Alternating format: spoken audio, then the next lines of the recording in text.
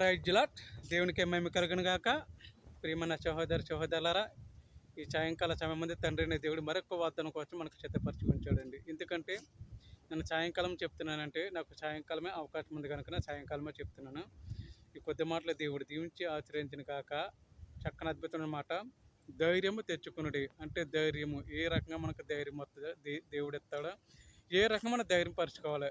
సమస్యలు వచ్చినప్పుడు, బాధలు వచ్చినప్పుడు, నిందలు వచ్చినప్పుడు తండ్రిని దేవుని మనం అడిగితేనే కానీ ఆయన సహాయం మనకు రానే రాదు. ఎందుకంటే మనం కొన్నిట్లో కృంగిపోతూ ఉంటాం, కొన్నిట్లో బాధపడుతూ ఉంటాం, కొన్నిట్లో అవమానకరంగా భరిస్తూ ఉంటాం. అందుకే దేవుడు చెప్తున్నాడు, ప్రతి విషయంలో మీరు ధైర్యంగా ఉండండి అని చక్కని మాట రాయబడి ఉంచాడండి. ఆ మాట ఎందులో ఉందో తెలిసిన యోషువ గ్రంథం 1:6 ఉందండి. యెహోషువ గ్రంథం 1:6 ఉంది. మనము చిన్న పాత్రను తీసుకుని దేవుని సాయం మనం అడుగుదాం. అత్యున్నత సింహాసనుడైన మా ప్రియ పరలోకపు తండ్రి, స్తోత్రం. వందనాలు ప్రభు, వందనాలైనా వందనాలు తండ్రి. ఇదిగో ప్రభు, నీ ప్రేమ గల మాటలు ధైర్యపరిచే గొప్ప శక్తిని మాకు ఇవ్వండి ప్రభు. అయినా తండ్రి, తొట్టిల్లిపోతున్న మేమనైనా నీ పాదచనులు అనేక మంది విధంగా చూపిస్తున్నా కానీ, కనపరుస్తున్నా కానీ, మాలో ఏదో ఒక చోట దుఃఖము, వేదన అనా తండ్రి, అనేక మంది విధంలో కృంగిపోతే బ్రతుకుతున్న జీవితం అయ్యా తండ్రి, నీ సన్నిధిలో ప్రభు ఎల్లప్పుడూ చక్కని ధైర్యాన్ని మనకు కలిగజేయ తండ్రి. నీ ప్రేమ ధర, నీ కృప ధర ఈ మాటలను బట్టి ఇంటుండగా ప్రభు ప్రతి ఒక్క వాగ్దానం నాయన తండ్రి, ఎవరైతే వింటున్నారో ఈ మాటలను బట్టి ధైర్యపరిచే గొప్ప శక్తిని వాళ్ళకి అనుగ్రహించండి అయ్యా. నీ ప్రేమ ధర, నీ కృప ధర బలపరిచే గొప్ప శక్తిని దయచేసి నీకే మహిమ ఘనత స్తుతులు స్తోత్రం చెల్లించుకున్నాను తండ్రి. ఆమేన్, ఆమేన్. Praise Lord. చూడండి, ధైర్యం గురించి చక్కని అద్భుతమైన మాట రాసిపెట్టి ఉంచడం మన కోసం.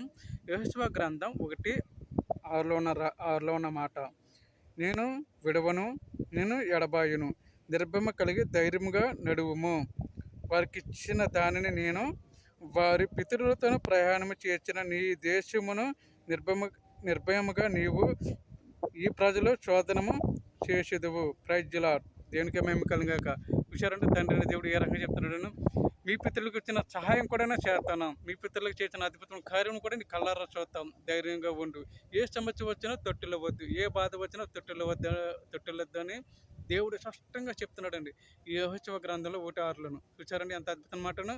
నీ ప్రతి విషయంలో కూడా భయపడవద్దని ఈ బైబిల్ గ్రంథంలో అనేక మంది విధాలుగా రాయబడి ఉన్నమాట. అవును కదండి. అందు గురించి మనం ఏ చిన్న సమస్య వచ్చినా చాలు చాలా భయపడిపోతాం. ఎందుకంటే మన ఇంట్లో ఏ చిన్న రోగం వచ్చినా కానీ భయపడిపోతూ ఉంటాం. ఎందుకంటే మన ఇంట్లో సమస్యలను బట్టి, మన ఇంట్లో బాధలను బట్టి, మన ఇంట్లో అవమానాలను బట్టి, మన కుటుంబంలో గడవక పరిస్థితులు ఉన్నప్పుడు చిన్న సమస్య వచ్చినా భయపడిపోతాం. ఈ సమస్యలన్నింటినీ నాకే రావాలా, ఈ కుటుంబంలో ఏ కుటుంబంలో లేని బాధలు నాకే రావాలా, ఏ రోగంలో లేని కుటుంబంలో నాకే రావాలా, ఎందుకు నాకు ఈ సమస్యలు, నేను ఏ పాపం చేసినా ఒక్కొక్కరు తొట్టిల్లిపోతూ ఉంటారు. బాధలు భరించక ఆత్మహత్య చేసిన వాళ్ళు కూడా ఉన్నారు. ఈ బాధలు భరించక అనేక మంది విధాలుగా తాగుడికి బానిస అయిపోయి అనేక మంది విధాలుగా జీవితాలు నాశనం చేసుకున్న వాళ్ళు కూడా ఉన్నారు. అందుకే దేవుడు చెప్తున్నాడు, చూసారండి, భయపడవద్దు నా కుమారుడా, నేను నీ పక్షాన యుద్ధము పోరాడతాను. నీకు ఏ సమస్య వచ్చినా నీకు వెనకడుగు వేసి నేను ముందుండి నేను నడిపిస్తూనే ఉంటాను. అపవాదుల చేతిలో నువ్వు నలగవద్దు, నువ్వు అపవాదుల చేతిలో పడవద్దు, అపవాదుల చేతిలో నువ్వు కృంగిపోవద్దు నా కుమారుడా, జాగ్రత్త అని స్పష్టంగా చెప్తున్నాడండి. దేనికై మేము కలిగాక. చూడండి, యెహోషువ గ్రంథం 1:7 కూడా రాయబడిన మాట. మనం అదే మాట కూడా చదువుకుందాం. అయితే నీవు నిర్భయము కలిగి జాగ్రత్త పడి బహు ధైర్యము నుండి నీ సేవకుడైన మోషే నీకు ఆజ్ఞాపించిన ధర్మశాస్త్రం అంతటి చెప్పున చేయవలను. నీవు నడిచే ప్రతి మార్గమున చక్కగానే ప్రవర్తించినట్లును నీవు దాని నుండి కుడిముకు గాను ఎడముకు గాను తొలగిపోవద్దు. చూసారండి, తొలగిపోవద్దు. కుడిముకు కానీ ఎడముకు కానీ తొలగిపోదని దేవుడు స్పష్టంగా చెప్తున్నాడు. ఎందుకంటే మోషేకి ఇచ్చినట్టే కాదు, ఈ ప్రపంచంలో ఎంతమంది అయితే నన్ను వెంబడిస్తున్నారో, నా చేసిన కార్యములు ఎవరైతే నన్ను గైకొని నన్ను స్తుతిస్తున్నారో వాళ్ళ పట్ల కూడా నేను తోడై ఉంటున్నాను. వాళ్ళ పట్ల కాదు, నీ పట్ల కూడా తోడై ఉన్నాను. నీ కుటుంబం పట్ల, నీ పిల్లల చుట్టూ, నీ బంధువుల చుట్టూ, నీ స్నేహితుల చుట్టూ కూడా తోడై ఉంటున్నాను. అందు గురించి నేను భయపడవద్దని దేవుడు స్పష్టంగా చెప్తున్నాడు అండి. దేవునికే మహిమ కలుగాక. ఆయన చేసిన కార్యములు మర్చిపోవద్దు ఈ మాట కూడా చెప్తున్నాడు. ఎందుకంటే ప్రతి విషయంలో కూడా నువ్వు జాగ్రత్త పడు. నీ కుటుంబంలో నువ్వు చేసిన కార్యంలో జ్ఞాపకం చేసుకుని నా సన్నిధిలో ధైర్యంగా వెళ్ళి ఒక సాక్షి రూపంలో చెప్పుము అని దేవుడు చెప్తున్నాడు అండి. దేవునికే వేలాది స్తుతులు స్తోత్రములు. చూసారండి ఎంత అద్భుత మాట రాయబడి ఉన్నదనో. అయితే నీ సేవకుడైన మోషే నేను ఆజ్ఞాపించిన ధర్మశాస్త్రములు అంతటి చెప్పున చేయవలను. మనం అలా చేస్తున్నామా? ఏ ధర్మశాస్త్రం కూడా మనం లోబడలేకపోతున్నాం. మనం లోబడిందల్లా ధర్మశాస్త్రానికి ఎవరికి లోబడుతుంది మాకు తెలిసిన అపవాదుడికి. మనల్ని ప్రేమించుతున్నాడు చూసావా, అతి భయంకరంగా మనం ప్రేమిస్తున్నాడు చూసావా అపవాది. వాళ్ళని మనం ప్రేమిస్తున్నాం తప్ప మనల్ని సృష్టించిన సర్వోన్నతుడైన దేవుని మనం ప్రేమించలేకపోతున్నాం. ఎందుకంటే మన సమస్యలు వచ్చినప్పుడే తండ్రిని మనం జ్ఞాపకం చేసుకుంటాం. మన బాధలు వచ్చినప్పుడే తండ్రిని మనం జ్ఞాపకం చేసుకుంటాం. మన కుటుంబంలో ఏ సమస్య వచ్చినా తండ్రిని జ్ఞాపకం చేసుకుంటామే కానీ సంతోషంగా ఉన్నప్పుడు, నీ కుటుంబంలో ఆనందంగా ఉన్నప్పుడు కూడా తండ్రిని జ్ఞాపకం చేసుకుంటున్నావా అని ఒక దేవుడు ప్రశ్న వేస్తున్నాడు మనల్ని. నిజమే. కానీ మన కుటుంబంలో బాధ వచ్చినప్పుడే, దుఃఖం వచ్చినప్పుడే తండ్రిని దేవుని సాయం మనం అడుగుతున్నామా కానీ సంతోషంగా ఉన్నప్పుడు కూడా దేవుని మనం సాయం అడగలేకపోతున్నాం. ఎందుకంటే ఈరోజు మనకు సంతోషంగా ఉన్నామంటే కేవలం దేవుని కృపే. ఈ స్థితిలో మనం నిలబడ్డామంటే కేవలం అది దేవుని కృపే. ఈ స్థితిలో మనం నడుస్తున్నామంటే, ఇంకా మనం ఈ స్థితిలో బతికి ఉన్నామంటే కేవలం అది దేవుని కృపే. దేవునికే మహిమ కలుగును గాక. నా ప్రియమైన దేవుని సంగమా, విశ్వాసులారా, నా వీడియో చూస్తున్న ప్రేక్షకులారా, నా వీడియో చూస్తున్న విశ్వాసులారా, నీ మాటలను బట్టి కూడా మీరు అనేక మంది వద్దలుగా ధైర్యంగా ఉండండి. ఏ సమస్య వచ్చినా కృంగిపోవద్దు, బాధపడవద్దు. ఏ నింద వచ్చినా సరే మీరు వాటిని తప్పించుకుని దేవుని స్తుతించడం ప్రారంభించడని దేవుడు స్పష్టంగా చెప్తున్నాడు ఈ యోసేపు గ్రంథంలో. అవును కదా, నిజమే. మనము ఎడమకు కానీ కుడిముకు కానీ తిరగవద్దని చెప్తున్నాడండి. అపవాదుడు ఇచ్చిన మంత్రతంత్రాలు ఇటు కానీ అటు కానీ తిరగవద్దు. నువ్వు నీటిగానే నిదానంగానే నడుచుకుంటూ వెళ్ళి నా మందిలోనే సంతోషంగా ఆనందంగా స్తుతించు. నువ్వు చూడని కార్యంలో చూస్తావు, ఊహించిన కార్యంలో చూస్తావు.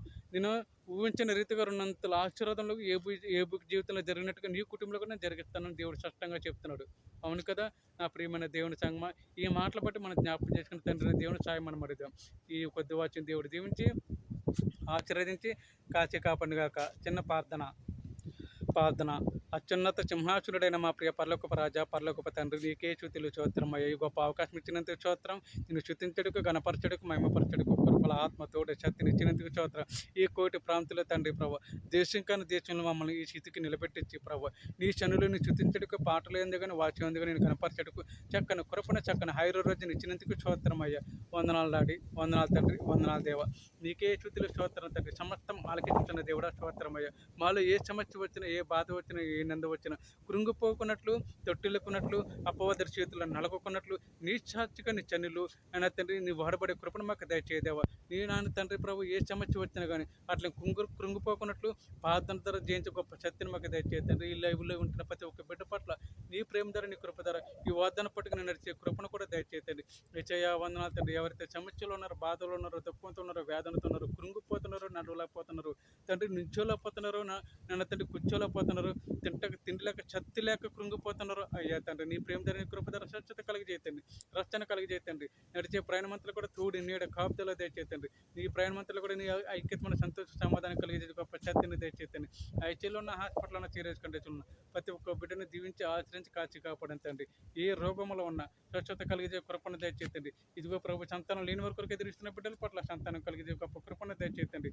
ఇదిగో ప్రభు, ఈ క్షణమందిని చనులు తండ్రి అనేక మంది బిడ్డలు ఎక్కడెక్కడ ఏ స్థితులుండి అన్న తండ్రి, ఏ నీ క్రైస్తవ బిడ్డలు ఎక్కడెక్కడ ప్రార్థన చేస్తున్నారు తండ్రి, ప్రతి ఒక్క ప్రార్థనలకు జవాబు కలిగేది గొప్ప శక్తిని దయచేసి నీకే మేము ఘనత స్థితిలో చోత్రం చెల్లించుకుంటే మా ప్రియ పర్లకు నదిరాడని చికిత్సనామమున బతిమక్కని పాదించి వేడుకుంటున్నాను తండ్రి. ఆమె ప్రజలాడండి. మీ అందరికీ వందనాలు. ప్రేమతో గుడ్ నైట్. ఒక లైక్ చేయండి, సబ్స్క్రైబ్ చేయండి.